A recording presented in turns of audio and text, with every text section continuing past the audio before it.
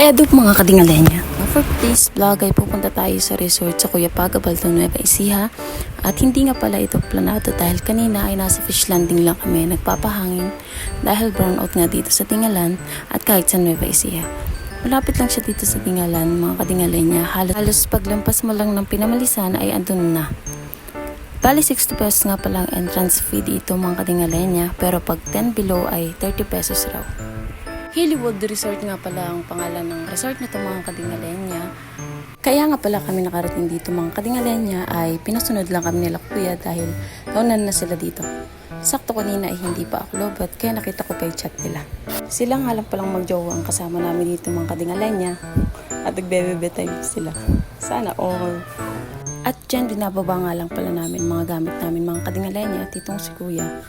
Nagulat ako nang muha na ng mangga dito sa resort. Hindi talaga mapigil.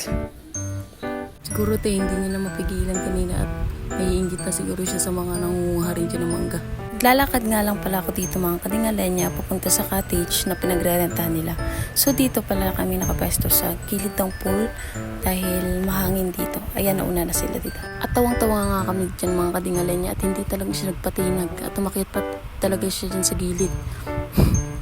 Nakakatakam naman kasi talaga itong mangga dito sa resort dahil mababa lang tapos maniniba na yung bunga.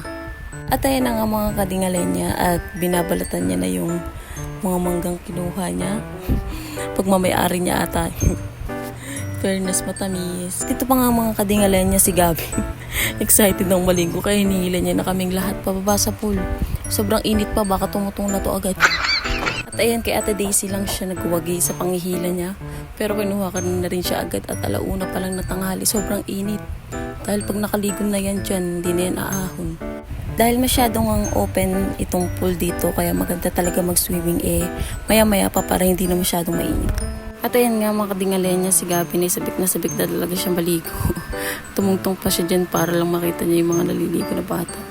Ayan, si Kuya may dala-dala ng mangga. Nakakailang mangga na yun mga kadingalenya. Kanina pa yan, paldo-paldo na. At ayan nga pala mga kadingalenya yung mga dala namin pagkain dahil hindi nga planado kayo, onti lang. So dyan talaga si Kuya, nagbabalat talaga siya. Panayos. At alauna na nga mga kadingalenya at kami muna ay kakain ng mga nadala namin. Kakatapos ko lang kumain dyan ng kanin. At ayan, pizza naman ang tinira ko. Sobrang sarap ng pizza na yan mga kadingalenya. Rafael Pizza nga pala yan. 110 pesos lang yan, Hawaiian. Ay, sarap. Tapos nga namin kumain mga kadingalenya ay iidlip muna kami dahil nakakaantok yung hangin dito at mainit pa sa pool. Maya-maya kami siguro maliligo mga 3 or 4 p.m. Diyan lang din si Gabi, nanonood lang siya ng Peppa Pig. Wala siyang magawa 40 p.m. ng mga kadingalenya at ayan na si Gabin. Maliligo na siya dahil kanina pa sabik na sabik. Wala nang ganong araw niyan mga kadingalenya, kaya for the go. At si Ate Daisy na nga ang naging mommy ngayon at kanina pa siya inaaya ni Gabi. Enjoy na yun ng baby love namin. Tuwang-tuwa talaga. Akala mo ngayon lang nakaligo ng pool.